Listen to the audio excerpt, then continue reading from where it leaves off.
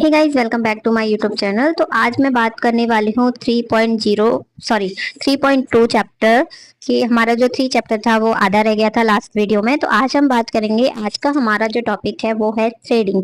Threading आप किस तरीके से कर सकते हैं वो आपको मैं बताती हूँ। इसमें आज हम सबसे पहले थ्योरी पढ़ेंगे, उसके बाद हम जब हमारा जो थ्योरी है वो कंप्लीट हो जाएगी उसके बाद हम लोग प्रैक्टिकल स्टार्ट करेंगे।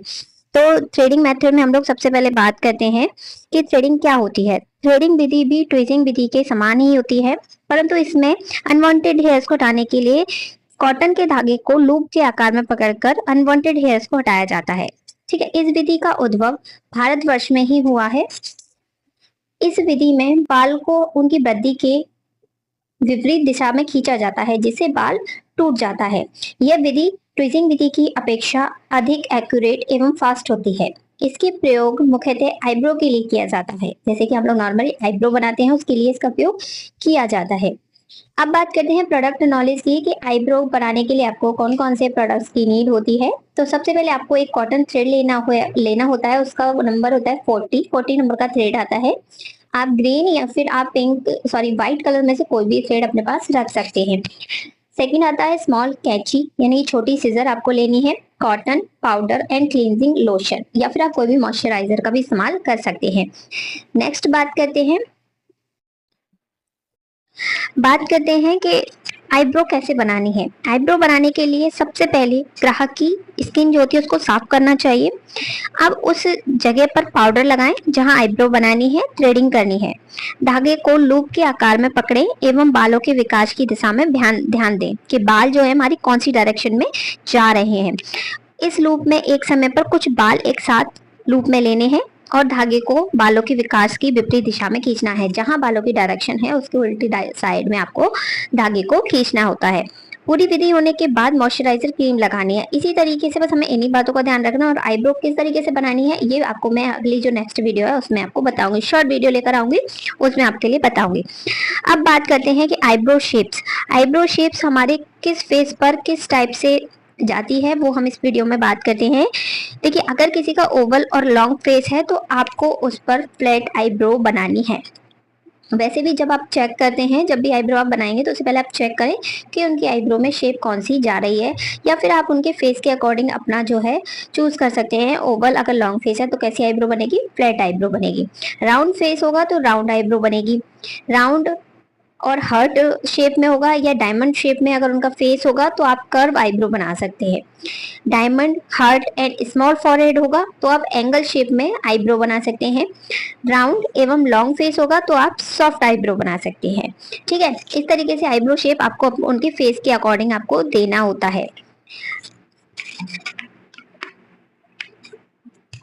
अब बात करते हैं परमानेंट मेथड, यानी कि परमानेंट आईब्रो कैसे हटाई जाती है।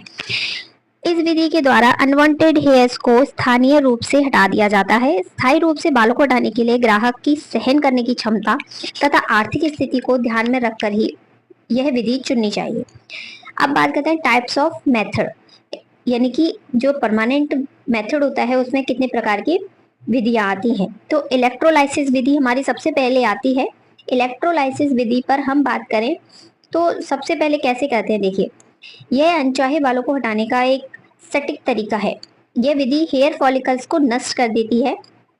इस विधि में जिससे दोबारा बाल नहीं उगते। इस विधि में निडल का प्रयोग किया जाता है, जिससे हेयर फॉलिकल्स में डालकर उसमें शॉर्ट इलेक्ट्रिक करंट देते हैं। प्रत्येक हेयर फॉलिकल्स में बहुत कम मात्रा में पानी तथा नमक का मिश्रण होता है, जिससे यह कार्य सरलता से संपन्न हो जाता है। तो हमारी इलेक्ट्रोलाइसिस विधि जो होती है वो बहुत ही यूनिक होती है, बहुत ही अच्छी होती है। इससे सारे जो हमारे हेयर्स की ग्रोथ है वो भी खत्म हो जाती है। सेकेंड हम बात करते हैं, इसके बाद आगे क्या है, इलेक्ट्रिक करंट देने से हेयर फॉलिकल नष्ट हो जाता है। बाल को आसानी से ट्विजर से पकड़कर खींच लिया जाता है। साथ के साथ यह विधि स्थायी रूप से बालों को हटाने की सर्वोत्तम विधि है। यह प्रक्रिया खर्चीली होने के साथ साथ दर्दनाक भी होती है। इसमें पैसा भी बहुत लगता है और ये दर्दनाक भी हो सकती है। इस विधि का उपयोग एक योग्य विशेषज्ञ से ही कराना चाहिए, अन्यथा इस प्रक्रिया का ग्राहक की त्वचा पर बुरा प्रभाव भी पड़ सकता है तथा त्वचा जल भी सकती है। तो इस बात का जरूर ध्यान दें कि आप हमेशा एक स्पेशलिस्ट से ही इलेक्ट्रोलाइसिस विधि करवाएं। वरना आपकी जो स्किन पर है उस पर बुरा प्रभाव पड़ सकता है। अब इसके बाद सेकंड बात करते हैं थर्मोलाइसिस विधि। थर्मोलाइसिस मेथड क्या है? थर्मोलाइसिस के बारे में बात करें, यह विधि भी बिल्कुल इलेक्ट्रोलाइसिस जैसी ही काम करती है। इसके अंतर यह होता है कि इलेक्ट्रोलाइसिस विधि में शॉर्ट इलेक्ट्रिक करंट दिया जाता है तथा थर्मोलाइसिस में उच्च फ्रीक्वेंसी की एनर्जी से हेयर फॉलिकल्स में करंट दिया जाता है। इसकी जो करंट देने की क्षमता होती है वो बहुत अधिक ज्यादा हाई होती है। इसके करंट के कारण वहां के टिश्यूज को गर्माहट मिलती है, वह हेयर फॉलिकल के डर्मल पिला को ही नष्ट कर देते हैं, बाल के विकास को बंद कर देते हैं। यह प्रक्रिया इलेक्ट्रिक की अपेक्षा कम असरकारक होती है। इसे 6 से 12 महीनों के लिए हटा देती है, तो कई बार हमेशा के लिए कुछ बालों को समाप्त कर देती है। थर्मोलाइसिस मेथड में कोई गारंटी नहीं है कि आपके बाल जो है वो कितने महीने में आएंगे, 6 से 12 महीने में भी आ सकते हैं या फिर कुछ हेयर्स होते हैं वो हमेशा के लिए खत्म भी हो सकते हैं। अब नेक्स्ट बात करते हैं लेजर विधि की। तो हमारी जो थर्ड विधि है वो है लेजर विधि। आईब्रो में लेजर विधि भी बहुत चलन में है, आजकल हर कोई लेजर विधि का ही इस्तेमाल करता है अनवांटेड हेयर्स को हटाने के लिए। तो इस मेथड में एक लेजर और पल्सेटिंग बीम का प्रयोग किया जाता है। लेजर की मदद से हेयर फॉलिकल्स नष्ट हो जाते हैं। इसके द्वारा हटाए गए बालों को उगने में 6 महीने लगते हैं। हालांकि यह एक अर्धस्थायी विधि है, यानी कि टेम्परेरी विधि है, लेकिन कई बार विकास जो उनका उगने की जो क्षमता होती है वो भी खत्म हो जाती है। लेजर विधि एक प्रभावशाली विधि है, लेकिन यह महंगा भी बहुत होता है। ये बहुत ही यूजफुल विधि है, लेकिन ये बहुत एक्सपेंसिव भी होती है। यह छोटे छोटे बालों पर अधिक अच्छे से काम करती है। इससे हटाए जाने वाले बालों का रंग गहरा होना चाहिए। ऐसा नहीं है कि अभी आप लेजर विधि ट्रीटमेंट लेने जा रहे हैं और आपने अपने बालों को ब्लीच किया हुआ है या फिर कुछ और कलर हो रखा हो या फिर कुछ भी हो, तो आप उस पर लेजर जो ट्रीटमेंट है वो प्रॉपर तरीके से नहीं होगा। इसलिए जब भी आप लेजर ट्रीटमेंट लेने जाएंगे तो आपको क्या करना है, अपने बाल जो ब्लैक है ब्लैक कलर ही होने चाहिए। जैसे कि आप इस वाले जो डायग्राम में देख पा रहे हैं, पहले हमारे जो बाल होते हैं वो इस तरीके से ब्लैक होने चाहिए, उसके बाद लेजर के बाद हमारे जो हेयर्स होते हैं वो इस तरीके से खत्म हो जाते हैं। तो इससे कम समय लगता है, ये अधिक बड़े भाग पर एक ही समय में काम कर सकती है। तो आप इसे फेस पर पूरे पे ट्रीटमेंट करा सकते हैं। लेजर ट्रीटमेंट कराती हैं, बहुत होती हैं गर्ल्स या लेडीज जो लेजर ट्रीटमेंट का उपयोग करती हैं। अब इसमें बात करते हैं एलर्जी टेस्ट, एलर्जी परीक्षण, कि अगर आप कोई भी प्रोडक्ट अगर क्लाइंट के ऊपर इस्तेमाल कर रहे हैं तो उसका एलर्जी टेस्ट आपको किस तरीके से करना है। ये तो हमें हर सर्विस देने से पहले हमेशा ध्यान रखना, चाहे आप फेशियल दे रहे हो, चाहे बैक्स दे रहे हो, चाहे आप कुछ भी ट्रीटमेंट उनके ऊपर कर रहे हो, तो आपको एलर्जी टेस्ट करना बहुत ही जरूरी होता है, खासकर फेशियल्स में, ब्लीच वगैरह में या फिर कोई भी प्रोडक्ट हो।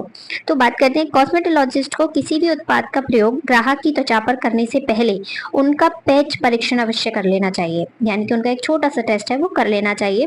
यह प्रशिक्षण हाथों की कोमल त्वचा पर लगाकर किया जाता है, जैसे कि आप अपने कान के पीछे लगाकर देख सकते हैं, आप अपनी जो एल्बो है वहां पे लगा के देख सकते हैं, आप अपनी नेक के पीछे लगाकर इसको चेक कर सकते हैं। तो इसे टेस्ट करने के लिए थोड़ी सी मात्रा हाथ के छोटे हिस्से पर 5 से 10 मिनट तक लगाकर रखते हैं। इसके 5 से 10 मिनट के बाद इसे गीले कपड़े से साफ कर देते हैं। कुछ समय तक वेट करने के बाद अगर क्लाइंट की त्वचा पर कोई भी रिएक्शन नहीं होता है, इस बात का ध्यान रखिएगा, अगर 5 से 10 मिनट के बीच में क्लाइंट की स्किन पर कोई भी रिएक्शन, रैसेस, खुजली या इचिंग जो भी अगर प्रॉब्लम हो रहा है तो आप उसे वहां से तुरंत रिमूव करें। अगर वो नहीं होता है तो इसके बाद अपना पूरा काम कर सकते हैं।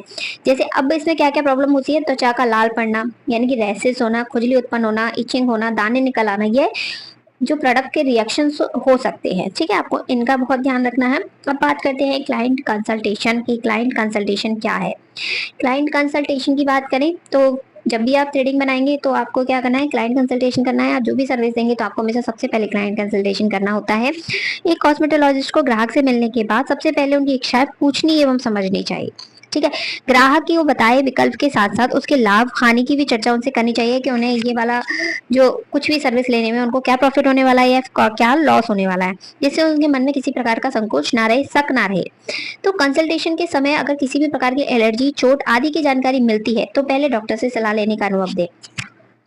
क्योंकि क्या होता है, कभी कभी किसी के स्किन पर किसी तरह की कोई एलर्जी हो रखी होती है या कुछ भी प्रॉब्लम होता है, कट होता है, किसी प्रकार का कोई भी स्किन प्रॉब्लम होता है, तो आप उस पर सर्विस ना दें, उस पर कोई भी प्रोडक्ट अप्लाई ना करें, सीधा डायरेक्ट डॉक्टर से सुझाव लेने की सलाह दें। अब बात करते हैं विपरीत क्रिया एवं विपरीत संकेत। ठीक है। अब क्या क्या प्रॉब्लम्स हो सकती हैं स्किन पर वो हम बात करेंगे। यह क्रिया या एक्शन वह रिएक्शन है जो कि उपचार के दौरान या उसके बाद होता है। कभी कभी हम कुछ ट्रीटमेंट दे देते हैं तो क्या होता है, कुछ पहले हो जाता है और कुछ स्किन पर बाद में रिएक्शन दिखाई देता है। तो इसके बारे में बात करने से तो जाके लाल होने से लेकर एलर्जी तक की स्थिति आती है। अगर ऐसा होता है तो उपचार रोक देना चाहिए। तो एरिथेमा की बात करेंगे। एरिथेमा क्या होता है? एरिथेमा ये आमतौर पर वैक्सीन के बाद होता है और 24 घंटे में खत्म हो जाता है। ग्राहक को जब तक गर्म पानी से नहीं नहाना चाहिए। कभी कभी हम लोग वैक्सीन कर देते हैं तो क्या होता है, किसी किसी के स्किन पर रेड दाने निकल आते हैं बहुत ज्यादा मात्रा में, तो वो 24 घंटे में खत्म हो जाता है। तो इस बात में घबराना नहीं है। उनको सलाह देनी है कि अगर ज्यादातर ये क्या होता है, सेंसिटिव स्किन जिनकी होती है उन पर ज्यादातर देखा जाता है। अब बात करते हैं ब्लड स्पॉटिंग। ब्लड स्पॉटिंग कब होती है? आमतौर पर मजबूत बालों के बढ़ने वाले क्षेत्रों जैसे अंडरआर्म्स और बिकनी लाइंस पर ये समस्या दिखाई देती है। जैसे कि जहां पर हमारे बालों की ग्रोथ बहुत हार्ड होती है वहां पर खून जमने की समस्या अधिकतर दिखाई देती है। कभी भी जब अंडरआर्म्स हम लोग करवाते हैं या 1 से 2 बार एक ही जगह पर हम लोग वैक्स कर देते हैं तो क्या होता है, वहां पर हमारा जो ब्लड निकल आ जाता है, ब्लड स्पॉट हो जाता है। तो इस बात से भी नहीं घबराना है, ये भी कुछ समय बाद, थोड़ी देर बाद ही सही हो जाएगी। अब ब्रूइजिंग की बात करें। यह समस्या उत्पन्न कॉमन बिकनी लाइंस में होती है। ब्रूइजिंग जो होती है ये समस्या कहाँ होती है? बिकनी लाइंस में होती है। तो आज का जो हमारा 3.2 चैप्टर था थ्रेडिंग के बारे में, हमने इसमें 3 तरह की जो थ्रेडिंग प्रक्रिया थी वो हमने जानी। तो आई होप आप लोगों को यह मेरी वीडियो पसंद आई होगी। अगर आप मेरे चैनल पर नए हैं तो मेरे चैनल को सब्सक्राइब जरूर करिएगा और लाइक बटन जरूर कीजिएगा, जिससे मैं आप लोगों के लिए इसी तरीके से और सारी वीडियोस टॉपिक पर लेकर आती रहूं।